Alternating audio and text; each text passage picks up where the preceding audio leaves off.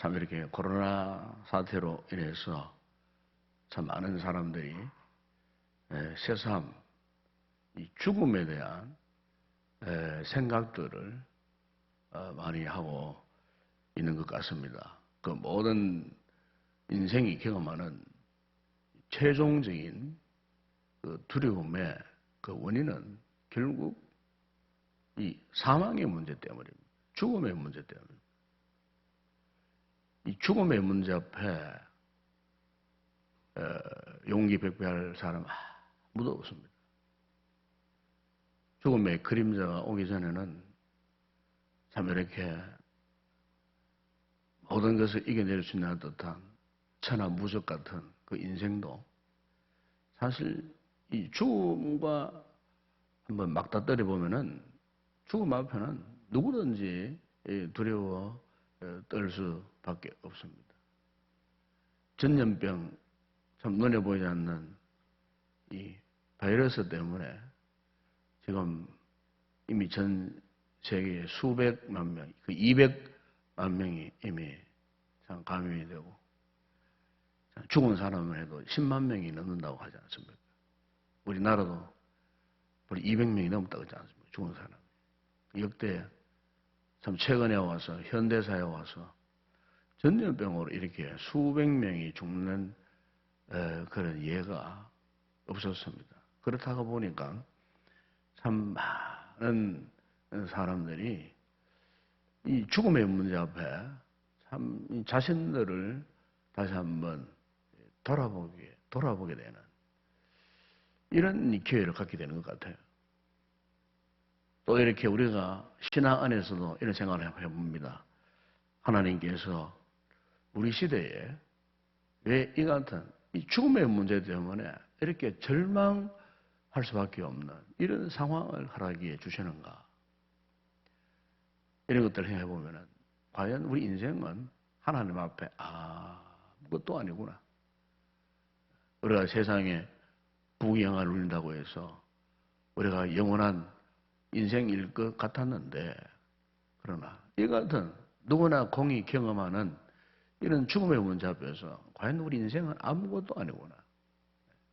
특별히 죽음 앞에 두려워 떨 수밖에 없는 연약한 인생임을 그렇게 다시 한번 깨닫게 하시는 것 같아요. 몇 해 전에 아마 여러분 잘 아실 것입니다. 이 방송에다 출연하고 그리고 그 당시에 우리 사회가 이 자살 문제로 한참 참 사회적 이슈가 되고 문제가 되었을 때에 이 자살이라고 하는 이 절망적인 이 단어를 거꾸로 해석한 분 한 분이 계세요. 그 자살을 거꾸로 하면 살자. 그래서 이분이 이 같은 이 자살을 거꾸로 아주 희망적으로 그렇게 해석을 하면서 살자. 자살은 거꾸로 향하면 살자는 뜻이기에 절대로 여러분들 그런 극단적인 생각을 해서는 안 된다고 이 방송에 고정 출연하며 나와서 저 외쳤던 분 가운데 최은희 씨라고 하는 분이 있습니다. 이분의 별명이 뭐냐면은 이 행복 전도사입니다. 행복 전도사. 호남 쪽 사람이신데 참 이렇게 방송에 나올 때 오게 되면은 이미 60이 넘은 연세였지만은 아침에는 때로는 파란 머리를 파란 물감으로 이렇게 염색해 오기도 하고 때로는 또 노란 또 컬러로 또 이렇게 염색해서 나오기도 하고 정말 멋쟁이였습니다. 옷도 입는 거 보면은 그 푸른 이 녹색 코트 또 아니면 밝은 이렇게 주황색 계통 그야말로 참 너무 화려하게 그지없는 이런 분이었어요. 그 이런 분이 나와가지고 이제 그 당시에 이 자살이 참 사회적 이슈가 되고 문제됐을 때 자살은 살자는 뜻이니까 절대로 여러분들 이 자살해서는 안 된다고 극단적인 선택해서는 안 된다고 했을 때에 참 저도 그분의 이 말씀에 얼마나 많은 감동을 받았는지 모릅니다. 그런데 이분이 이제 돌연 오늘 아침 이 경금 뉴스에 짤막한 뉴스를 남기고 극단적인 선택을 했다는 거. 그것도 자기 남편과 함께. 저뿐만 아니라 그 당시에 참 많은 분들이 충격을 받았어요. 이게 10년 전 이야기입니다. 충격을 받았어요. 그 유서에 이런 내용이 적혀 있었다는 겁니다. 알고 보니까 그분에게 불치병이 있었어요. 반면은 고통을 감출 수 없는 그런 불치병이었어요. 그 고통이 너무너무 견디기 힘들었다는 거예요. 그런데 그 남편이 아내를 너무너무 사랑했어요. 그 고통스러워하는 아내를 남편이 잠을 자지 않고 밤새도록 그 아내의 그 발다리를 주물러주고 안아주고 막 이렇게 할 정도로 그 남편이 너무너무 아내에 잘했다는 거예요. 남편은 건강한 분이었어요.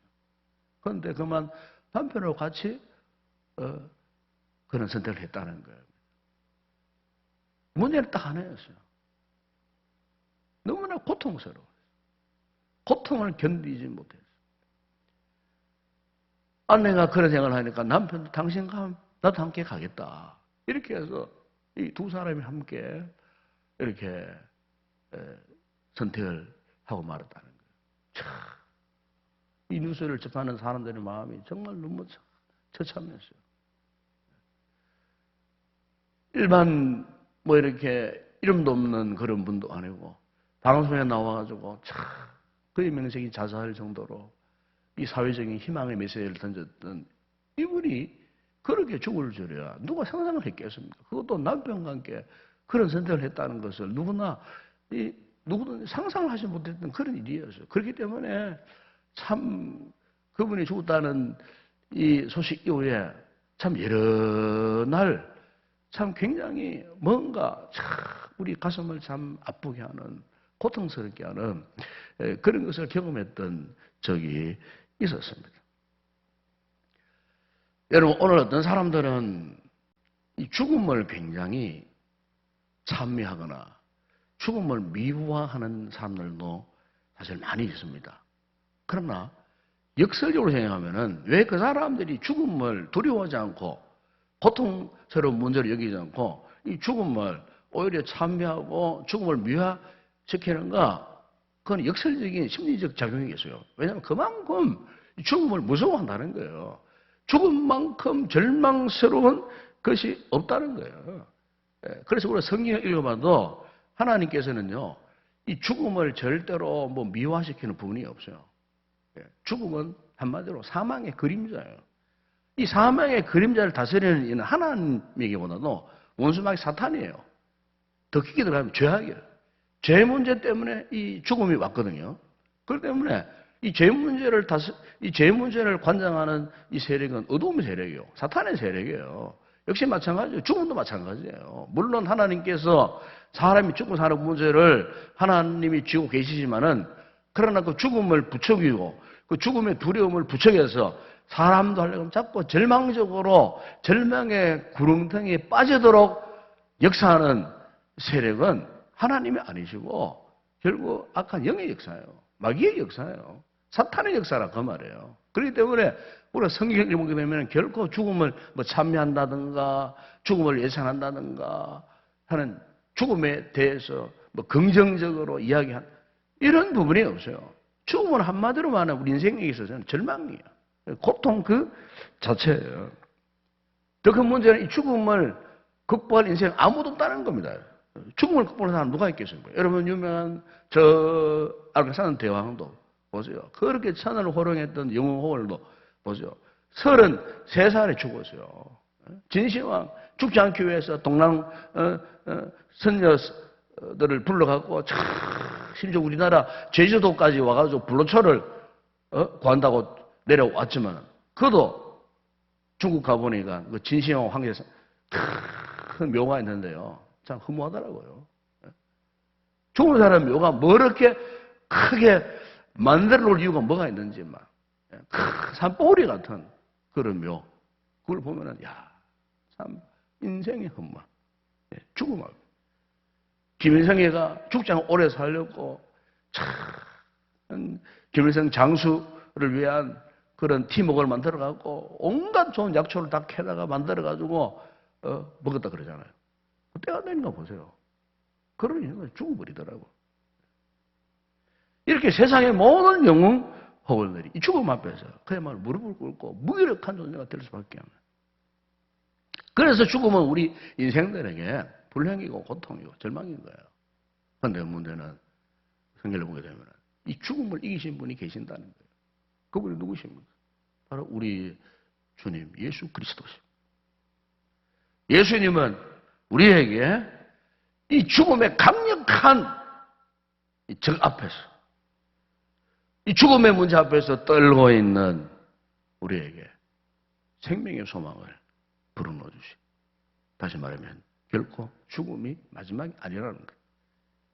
죽음이 결코 절망이 아니라는 이 역설적인 메시지를 바로 주님께서 우리에게 주신 겁니다. 그분이 죽으셨다 살아나시는 이 실제적 이 부활 사건을 통해서 이 땅에 지금 죽음의 그림자 앞에 드리고 있어서 고통당하고 있는 우리 인생들에게 죽음은 결코 절망이 아니라는 거예요. 오히려 죽음을 통해서 우리에게 새로운 산 소망을 주신 그. 그래서 오늘 본문에도 보면은 지금 주님이 평소에 그토록 사랑하셨던 한 가정이 있었는데 바로 나사로 가정이었어요. 그 나사로 가정에 나사로가 죽었어요. 소문을 들었지만은 주님이 제때 오지 못하시고 나흘이 지나 그때서야 이미 다 죽어가고 시신이 되어져서 냄새가 나는 그런 시점. 더 이상 손을 세울 수 없는 그런 상황 속에 주님이 오신 거예요. 그러니까 이 나사로의 동생이었던 마르다가 주님 앞에 나가서 하소연을 합니다. 21절에 보면은 주님이 진작 이렇게 계셨더라면 우리 오빠가 죽지 않았을 텐데 주님이 없는 이 사이에 그만 죽었다고. 왜 이렇게 늦게 오셨느냐고 아마 그런 말투로 그렇게 이야기를 하고 있는 것 같아요. 그런데 보세요. 오늘 보면 23절에 보면은 도저히 믿을 수 없는 엄청난 말씀을 지금 하고 있습니다. 보면은 그 투정을 부리고 있는 마르다 앞에서 주님이 말씀하시기를 네 오라비가 다시 살아나리라. 죽은 네 오라비가 다시 살아나리라. 이미 장사한 지 나흘이 지난 것인데 도저히 상상할 수 없는 말씀을 이 마르다에게 하시니까 마르다가 그것을 믿지를 못했어요. 그렇지 않겠어요? 네. 죽었다 자 살아난다 그러니까 어떻게 아무리 참 인간의 이성으로 판단하고 싶어도 합리적인 생각을 갖고 있어도 이거는 도저히 있을 수 없는 일이잖아요. 네? 무덤 속에 들어가 있는데 어떻게 살아나올 수 있느냐 그 말이에요. 그러니까 이제 이 마르다가 기껏 대답한다는 것이 뭐냐면 24절에 보세요. 마지막 날 부활에는 다시 살아날 수 있어요. 왜냐하면 그다음 유대인들에게는 이 부활 신앙이 있었어요. 부활. 특히 이제 바리새파 이 교도들은요 천국도 믿고 천사도 믿고 그리고 부활도 믿었어요. 그러니까 아마 이 마르다가 정통 유대인 가운데 우리로 말하면 보수적인 신앙을 가진 이 바리새인들의 이런 신앙관을 갖고 있었던 것 같아요. 그러니까 이제 마지막 날 부활을 알고 있었다는 거예요. 근데 문제는 마지막 날 부활이에요. 무슨 말이냐면은 지금 주님은 마르다에게 마지막 날의 부활을 말씀하고 있는 게 아니거든요. 엄밀히 말하면 현재적 부활을 말하는 거예요. 지금 네 오라비가 당장 살아날 것이다. 살아날 것이다. 그러나 지금 이 마르다는 자신의 한계 상황에서 이걸 믿을 수가 없었어요. 그러자 주님께서 바로 유명한 말씀하지 않습니까? 25절, 26절에 나는 부활이요 생명이니 나를 믿는 자는 죽고도 살겠고 무릇 살아서 나를 믿는 자는 영원히 죽지 않냐하리. 이것을 네가 믿느냐? 이 말씀은 미래적인 이야기도 아니고 과거적인 이야기도 아니고 이 말씀은 바로 현재적 의미로 던진 말씀이에요. 현재 지금 네 오라비가 살 것이다. 네가 이것을 믿느냐? 믿어라. 그 믿음의 근거가 뭐냐? 내가 바로 뭐라고요? 부활이요. 생명이다. 그러나 죽음을 통제하고 죽음을 정복하고 죽음을 생명으로 변환시킬 수 있는 그런 권능을 가진 자가 누구냐? 바로 네 앞에 서 있는 바로 나다. 예수다. 아멘? 항상 여러분, 오늘 우리에게 정말 이런 그냥 부활을 상식선에서 믿으려고 하면 안 돼요. 이 부활의 역사를 그냥 우리 이성적인 함정인 생각으로 이해하려고 하면 안 돼요. 지식적인 지적인 수준에서 부활 그 정도가 아니에요. 부활은 부활 것 자체예요. 예? 그거는 미래와 현재와 그 과거의 그 모든 생명의 역사를 그냥 관통시켜버리는, 한마디로 정복해버리는 그것이 우리 주님께서 말씀하시는 부활이라 그 말이에요. 여러분, 우리 기독교의 이 교리 가운데 근본적으로 우리 사람의 영혼의 불멸을 이야기합니다. 그 영혼은 죽지 않아요. 육체는 죽고 육체는 썩어도 우리 영혼은 죽지 않아요. 물론 다른 타 종교에서도 이런 영혼 불멸설을 정하는 그런 종파들이 있어요. 그러나 그들에게는 약점이 있어요. 그게 뭐냐면 그들에게는 부활이라는 신앙이 없어요. 그럼 우리는 영혼 불멸과 함께 부활이라는 확고부동한 이 신앙이 있어요. 그렇기 때문에 오늘 우리 이 성도들이 요즘처럼 이렇게 참 죽음의 이 그림자가 드리워지고 모든 사람들이 이 무슨 질병 앞에서 참 죽는 모습들을 보고 많은 사람들이 죽음의 공포 앞에 지금 두려워 떨고 있는 이런 상황 속에서 우리가 정말 2020년도 이 부활주의는 특별한 의미가 있지 않겠나. 현재 우리가 경험하고 있는 이 실제의 상황 속에서 과연 죽음이란 뭐냐? 과연 죽음이라는 것은 결국 우리 인생은 뭐 절망케만 할 뿐이고 우리 하여금 그야말로 이 죽음 앞에서 두려워 떨 수밖에 없는 그런 공포의 대상인가? 그러나 우리가 이 부활 신앙을 가진다면 결코 그 죽음마저도 두려워할 존재는 아니라는 거예요. 오히려 그 죽음 가운데에 오히려 생명의 소망이 있다는 거예요. 그 이유가 무엇입니까? 바로 부활의 생명 되신 예수 그리스도. 당신께서 실제적으로 죽으셨다. 3일 만에 살아나셔서 부활의 첫 번째 모델 케이스가 되어주시기 때문에 특별히 우리 믿는 자들의 이 부활의 첫 열매가 되어주시기 때문에 그 첫 열매로 인하여서 오늘날 오고 가는 모든 세대 가운데 예수 믿는 자들에게 봐라, 내가 죽음을 이기고 부활 승리했으니 너희들도 죽음을 두려워하지 마. 네. 요즘 그렇잖아요. 요즘 병원 가기가 정말 겁이 나요. 건강검진하기가 정말 겁이 나잖아요. 뭐 툭 하나 뭐 잘못 진단 나오면은 금세 두려워 떨고 있어요. 우리 성도들 가운데도 좀 그런 분들이 있어요. 정말 참 인간으로 생각하면은 너무 애처롭고 안타까운 문제지만 그러나 우리가 궁극적으로 추구할 이 문제는 이 땅에서 우리가 영원토록 사는 것이 아니지 않습니까? 이 땅에 살아도 부활의 그 놀라운 은혜를 경험하며 살도록 주님께서 죽음 앞에서 결코 두려워 떨지 않도록 우리 주님께서 이 사망 권세를 이기셨던 모범을 보여주셨어요. 그래서 우리가 본문을 보게 되면은 이 주님께서 실제로 죽었던 자를 살려내는 사건들이 있어요. 회당 중 야로의 딸 죽지 않습니까?